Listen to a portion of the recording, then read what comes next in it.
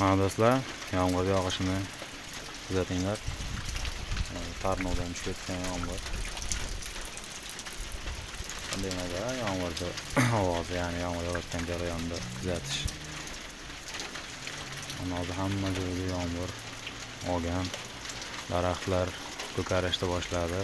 Bu ya'ni bizning qishlog'imizdagi Namangan viloyatining Buroq tumani Nayman mahallasidagi 18-o'rta ta'lim maktabini, ya'ni chegarasida turibmiz.